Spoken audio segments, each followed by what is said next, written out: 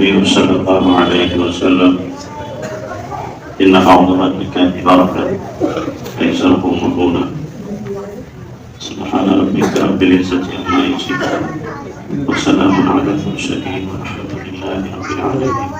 اللهم صل على سيدنا محمد وعلى آل سيدنا محمد وبارك وسلم.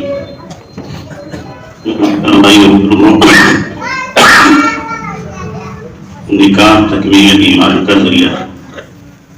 نبی علیہ السلام نے فرمایا جس نے نکاح کر لیا اس کا آدھا ایمان مکمل ہو گیا، بقیہ آدھے کی فکر کر. عظیم عمل ہے لیکن ہم لوگوں نے اس عظیم عمل کو رسومات سے ایسا جکڑ دیا ہے کہ اس کی سنیت ختم ہوتی جا رہی ہے اور رسمیت اس پر غالب آ گئی اور پھر نکاح مصیبت بن گیا ہے. نکاح راحت کا ذریعہ تھا، سکون کا ذریعہ تھا. قرآن میں اللہ نے فرمایا کہ تسکن الیہا، کہ بیوی کے پاس جا کے تمہیں سکون ملے گا، راحت کا ذریعہ تھا. اور اب یہ کیا بن گیا ہے؟ زحمت کا ذریعہ بن گیا. نکاح کرنا ایک مصیبت بن گیا ہے کہ جوان ہونے کے بعد نکاح کو سوچتا ہے تو اس کے ہوش ختم ہو جاتے ہیں. اتنا خرچہ کہاں سے ہے؟ لڑکی والا بھی پریشان ہے، لڑکے والی بھی پریشان ہے، اس لیے کہ اخراجات لوازمات اتنے اس کے ہو گئے ہیں کہ ان کو برداشت کرنا ہر ایک کے بس کی بات نہیں ہے. اور لڑکے اگر کہیں بھی باپ سے کہ ہماری شادی کر دو، ابا کہتے نہیں، ابھی تمہاری نہیں ہو سکتی، تم اپنے قدموں پہ کھڑے نہیں ہو، اس لیے کہ بیساکھی کی ضرورت ہے تمہیں. اللہ کے نبی صلی اللہ علیہ وسلم کو شاید پتہ نہیں تھا ایسی بھی قوم پیدا ہوگی کہ جوان ہو کے جو کیا ہو جائیں گے، معذور دوسروں کے سہارے رہیں گے، کہ اپنے قدموں پہ کھڑے نہیں. باپ کی ذمہ داری تعلیم و تربیت کے بعد نکاح کر دینے کی. تعلیم و تربیت کے بعد میں اگر باپ نکاح نہیں کرتا ہے اور بچہ کسی جنسی گناہ میں مبتلا ہوتا ہے تو باپ کا کھاتا بھی اس سے خالی نہیں رہتا. مزے اڑائے گا بیٹا اور گناہ لکھا جائے گا باپ کے کھاتے میں. بیٹے کے کھاتے میں تو لکھا جائے گا لیکن باپ کے کھاتے میں بھی لکھا جائے گا. تو اس لیے جب بچہ جوان ہو جائے اس کی شادی کرو. آپ کو مکان نہیں ہے، باپ کے ذمہ اولاد کو مکان بنا کے دینا نہیں ہے. نکاح کرو اور لے جاؤ اسے کرائے پر رکھو، جا کے کماؤ کرو. اتنی ہماری ذمہ داری ہے. مکان ہے نہیں ہے کہ ہماری ذمہ داری میں داخل ہے ہی نہیں. ہماری جو ذمہ داری ہے ہم اس کو پورا کریں، لیکن ہم لوگوں نے اس کو مصیبت بنا لیا. لڑکی والے بھی تیار نہیں ہوتے کہ جی کم سے کم مکان تو ہونی چاہیے. ٹھیک ہے، مکان کے سلسلے میں پریشان رہو. لڑکی کی عمر بھی ہو گئی 30-35 کی، لڑکا بھی اس کی عمر بڑھ رہی ہے، اور چونکہ دونوں جبریل امین سے بیعت تھے، ان سے گناہ ہوگا نہیں، ہے نا، ان سے گناہ ہوگا نہیں. بڑے نیک پاس ہیں. جوانی کے بعد میں حیران اور جذبات کا سیلاب ہوتا ہے اور عقل اور سمجھ بہت کم ہوتی ہے. اور پھر گندا ماحول مل جائے، اس ماحول میں جوان بچے یا بچی کا بچ پانا تقریباً ناممکن ہے. گناہ میں ملوث ہو کے رہے. کوئی کتنی قسمیں کھائے میں ماننے کو تیار نہیں کہ جی ہماری بچی ہمارا بچہ جو ہے نہیں. یہ موبائل لعنت اللہ علیہ نے اور آسان کر دیا ہے گناہ کرنا. اس سے اور زیادہ گناہ ہو رہے. تو پارسائی کا تقدس کا یہ دعویٰ جو ہے سراسر خوش فہمی اور اپنے آپ کو بے وقوف بنانا ہے. تو حل اس کا یہی ہے کہ جلدی سے جلدی کیا کیا جائے؟ نکاح کیا جائے اور جو شادی کے لوازمات ہیں ان سے اپنے آپ کو بچایا جائے. شادی کے اندر براہ راست کوئی خرچہ نہیں. لڑکے کے ذمہ صرف کیا ہے؟ مہر کا خرچہ ہے، روٹی کا خرچہ ہے. اتنی تو خرچہ ہے. سال بھر میں لڑکی کے لیے 2 جوڑے کپڑے شریعت کی طرف سے، ایک سردی کا جوڑا، ایک گرمی کا جوڑا. باقی جو جوڑے بنائے جاتے ہیں یہ سب کے سب کیا ہیں؟ آپ اپنی بیوی کو 100 جوڑے بناؤ، کون بنا کرتا ہے، لیکن شریعت کی طرف سے خواتین تو ظاہر ہے کہ جتنے فنکشن میں جائیں گی ان کو نیا جوڑا چاہیے ہر فنکشن کے لیے. تو کہاں تک جوڑے دو گے؟ اور پھر ہر کپڑے کی ڈیزائن بدلتی رہتی، ہر 6 مہینے دیتے رہو، دلاتے رہو جوڑ. تو اس لیے یہ سارے اخراجات ہم نے اپنے سر لگائے ہیں، اے نئی شریعت کی طرف سے. تو شادیوں کو سادگی پہ، سنت پہ لانے کی ضرورت ہے، رسومات سے بچانے کی ضرورت ہے.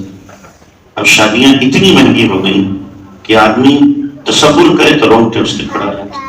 ابھی اپنی مسجد میں نے کہا، ایک صاحب نے پچھلے 3 دن پہلے بیٹے کی شادی کی، ولیمہ جس حال میں کیا 12 لاکھ روپیہ کا شادی حال۔ کتنے؟ 12 لاکھ۔ میں تو بددعا کروں گا ایسے مالدار کی اللہ اس کے مال کو چھین کے فقیر کر دے اسے۔ بولو آمین۔ کہ جو اتنے پیسے خرچ کر رہا ہے صرف چند گھنٹوں کے لیے، تو اور اسلام کے لیے صرف چند گھنٹوں کی واہ کے لیے تو خرچ کر رہا ہے۔ پیسے تیرے پاس تھے، آنے والی بہو کو تو سونا بنا دیتا، کس کو مانگے؟ سونا بناتا اسے زمین لے کے اس کے لیے دے دیتا، کون بناتا؟ کم سے کم غریبوں کا دل تو نہ دکھاتا۔ 12 لاکھ تو خرچ کر رہے ہو، جن بچیوں کے باپ کے پاس نہیں ہے وہ کہاں سے لیں گے؟ وہ تو خون کا خون پئیں گے، صبر کریں گے، اور ان کی بچیاں جو ہے بے راہ روی میں مبتلا ہوں گی، تو کیا ان مالداروں کا کھاتا گناہوں سے بچے گا؟ یہ بھی اس کے اندر مبتلا ہوں گے جنہوں نے شادیوں کو مہنگا کیا ہے۔ تو اس لیے کوشش کرنا چاہیے، قدم بڑھائیں۔ معاشرہ اکائی سے بنتا ہے۔ آپ سوچیں کہ بلی کے گلے میں گھنٹی کون بن دے، کون آگے بڑھے؟ آپ بڑھوا لیں کہ ہم ساتھ کے ساتھ کریں گے، ہم دیوارات لے جائیں گے، ہم جہیز نہیں لیں گے، ہم رسومات نہیں کریں گے۔ آج ایک پڑے گا، کل دوسرا پڑے گا، دھیرے دھیرے ایک طرح پڑے گی، اور کسی نہ کسی درجے میں تو کمی آئے گی۔ ورنہ جس رنگ میں اور جس ڈھنگ میں اور جس ڈگر پہ لوگ چل رہے ہیں، ہم بھی ان کی ہاں میں ہاں ملاتے رہیں گے، تو پھر سماج جتنا ابتر ہو رہا ہے اس سے زیادہ ابتری کا شکار ہو جائے گا۔ کرو گے بھائی؟ تو آپ جتنے بیٹھے ہوتے ہیں کرو کہ ہمیں کسی کی بارات میں نہیں جانا۔ کون کون نہیں جائے گا؟ ہاتھ اٹھاؤ۔ ہم تشکیل والے آدمی ہم بارات میں نہیں جائیں گے کسی۔ اپنے بیٹے کے نکاح پڑھانے چلے جانا، اس سے منع نہیں کر رہا، بیٹے کا پڑھانے چلے جانا، لیکن محلے کی خاندان والوں کی بارات میں جانے کھانے کے لیے 300 400 باراتی 500 باراتی یہ بھوکے ہیں کئی دن کے، یہ کھانے جا رہے ہیں۔ جب ایک چیز کا شریعت میں ثبوت نہیں بارات کا ہے ہی نہیں کہیں سے کہیں تک، ہم کیوں جائیں؟ کیوں جا کر دکھائیں گے؟ ہے ہی نہیں ثبوت اس کا۔ تو بارات کا جانا، اور اسی طریقے سے شادی حال میں سنت کے خلاف کھانا کھانا، چل کر کے، بھاگ کر کے، فقیروں کی طرح مانگ کر کے، تو ظاہر ہے یہ تو سنت کا مذاق ہے۔ جہاں سنت کے خلاف کھانا ہو رہا ہو، آپ انوائٹ کیے گئے، آپ وہاں گئے، دیکھا کھڑے ہو کے لوگ کھا رہے ہیں، چل چل کے کھا رہے ہیں، یا مخلوط مجمع ہے، مرد عورت ایک ساتھ کھا رہے ہیں، جو ذمہ دار ہو اس کو بلاؤ، ہم آئے ہیں تمہارے یہاں، کھانا نہیں کھائیں گے اس لیے کہ تم سنت کے خلاف کر رہے ہیں۔ اس کے منہ پہ کہو، چوٹ تو لگے اس کے دل پہ، وہ سوچے تو صحیح کہ ہم غلط کر رہے ہیں۔ ہم بھی گئے اور منڈی جھکا کے ہم نے بھی کھائی ہے جا کر کے، اور کہیں گے گاڑی والے کھا رہے ہیں، ٹھیک ہی ہے، کرو ٹھیک ہے۔ کب تک ہم ان جاہلوں کا ساتھ دیتے رہیں؟ جو سنتوں کو اجاڑنے والے، کب تک ہم ان کا ساتھ دیں گے؟ کوئی تو ہو جو آواز اٹھائے، کوئی تو ہو برا کہیں سے۔ اس لیے ایسے فنکشن میں جانا بالکل درست نہیں ہے جس میں سنت کے خلاف کھانا کھلایا جا رہا ہو، یا جہاں بے حیائی کا ماحول ہو، مخلوط مجمع ہو، وہاں پر اگر ہم چلے گئے تو کھانا بالکل نہ کھائیں، اور منہ پہ کہہ کر کے آئیں کہ ہم اس لیے نہیں کھا رہے۔ کرو گے بھائی؟ کون کون کرے بھائی؟ ہاتھ اٹھاؤ، ہاتھ اٹھاؤ۔ ہم تو جاتے ہی نہیں شادیوں میں، 12 سال ہو گئے مجھے گئے ہوئے نہیں شادی، 12 سال۔ نکاح پڑھوائیں تو مسجد میں پڑھا دیں گے، مسجد کے علاوہ شادی حال میں پڑھانا نہیں۔ اس لیے طے کرو گے تو اللہ آسان کرے گا، کسی نہ کسی دل کے اندر تو بات پڑے گی، کوئی نہ کوئی تو مانے گا، کریں گے انشاءاللہ، اللہ آسان فرمائے۔ جی بھائی وکیل صاحب ہیں، وکیل آگے آ جاؤ، آگے آپ وکیل ہیں؟ بچے کی اجازت نہیں؟ سنا آپ نے؟ آپ نے بھی سنا؟ ٹھیک ہے، اجازت دے گا نا؟ الحمدللہ نحمدہ ونستعینہ ونستغفرہ ونعوذ باللہ من شرور انفسنا ومن سیئات اعمالنا من یهده اللہ فلا مضل له ومن یضلل فلا ہادی له ونشهد ان لا اله الا اللہ وحده لا شریک له ونشهد ان سیدنا ومولانا محمدا عبده ورسوله صلی اللہ علیہ وعلى آلہ واصحابہ وازواجہ وبارک وسلم تسلیما کثیرا کثیرا، اما بعد فاعوذ باللہ من الشیطان الرجیم، بسم اللہ الرحمن الرحیم، يا أيها الناس اتقوا ربكم الذي خلقكم من نفس واحدة وخلق منها زوجها وبث منهما رجالا كثيرا ونساء واتقوا الله الذي تساءلون به والأرحام إن الله كان عليكم رقيبا.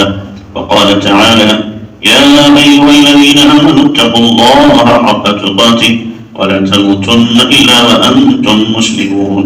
وقال تعالى يا أيها الذين آمنوا اتقوا الله وقولوا قولا سديدا يصلح لكم أعمالكم ويغفر لكم ذنوبكم ومن يطع الله ورسوله فقد فاز فوزا عظيما.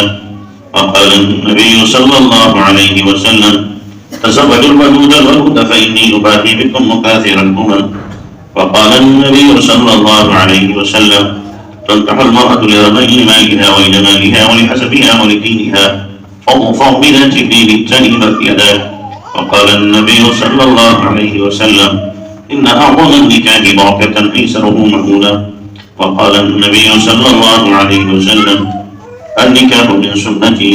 وفي رواية قال ومن رغب عن سنتي فليس مني.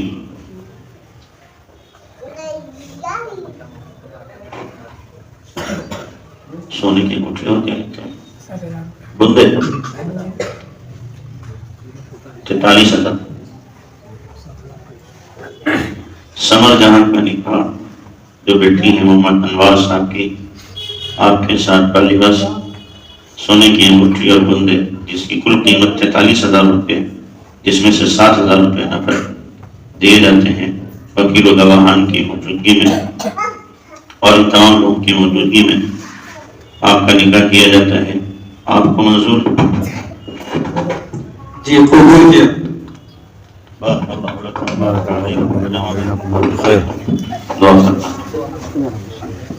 یا ربی یا رب سبحان ربی الاعلی العلی الوہاب اللہم صلی علی سیدنا محمد وعلى آل سيدنا محمد وبارك وسلم. ربنا ظلمنا أنفسنا إن لم تغفر لنا وترحمنا لنكونن من الخاسرين. ربنا آتنا في الدنيا حسنة وفي الآخرة حسنة وقنا عذاب النار. اے اللہ ہمارے گناہوں کو معاف فرما خطایا سے صرف نظر فرما. اے اللہ رحم کا کرم کا عافیت کا سہولت کا معاملہ فرما. اے اللہ دنیا آخرت کی تمام بلائیاں نصیب فرما. ہر قسم کے شر سے فتنے سے فساد سے بگاڑ سے حفاظت فرما. اے اللہ اپنے مقبول محبوب مخلص بندوں میں شامل فرما. اے اللہ تو ہماری ضروریات ہم سے زیادہ جانتا ہے. مولا تمام تر حاجتیں غیب سے پوری فرما دے. اے اللہ جتنے لوگ بیٹھے ہیں ان کے دلوں میں جو جائز تمنائیں مرادیں ہیں غیب سے ان کا تکفل فرما. اے اللہ جو نکاح ہوا اس میں خیر و برکت عطا فرما. زوجین کے درمیان سچا تعلق اور محبت قائم فرما. زوجین کو سنت شریعت کے مطابق زندگی گزارنے کی توفیق عطا فرما. زوجین کی ضروریات کو غیب سے پورا فرما. ایک دوسرے کے حقوق کو اپنا حق سمجھ کر ادا کرنے کی توفیق عطا فرما. اس نکاح کو دونوں خاندانوں کے درمیان تعلقات کے بہتر ہونے کا ذریعہ بنا. اس نکاح کے ذریعے نیک صالح اولاد کو وجود عطا فرما. جو بھی بچے بچیاں نے نکاحے ہیں اللہ غیب سے ان کے انتظام فرما. والدین کو اس فریضے کو جلد از جلد سنت کے مطابق ادا کرنے کی توفیق عطا فرما. اے اللہ ہم سب کی پریشانیاں مشکلات حالات درست فرما مشکلیں دور فرما. اے اللہ اپنا تعلق اپنا قرب اپنی محبت عطا فرما. سنت شریعت والی زندگی عطا فرما. نیکی تقوی والی زندگی عطا فرما. اے اللہ تو ہمارے حال سے خوب واقف ہے. کون کتنا پریشان ہے تجھے معلوم ہے. اے اللہ سب کی پریشانیاں ختم فرما دے. سب کو سکون کی عزت کی خوشیوں بھری زندگی عطا فرما. اے اللہ اے کریم آقا ہم سب کے حق میں خیر کے فیصلے فرما. اے اللہ آخرت کی تیاری کی توفیق عطا فرما. اللہ جتنی خیر کی دعائیں نبی علیہ السلام نے مانگی ہمیں پوری امت کو عطا فرما. ان شرور فتن سے آپ نے بنا چاہیے ہماری پوری امت کی حفاظت فرما. ہماری دعاؤں کو محض اپنے فضل و کرم سے نبی پاک صلی اللہ علیہ وسلم کے صدقے وسیلے قبول فرما. جزانا محمد ما هو صلی اللہ علیہ وسلم برحمتک.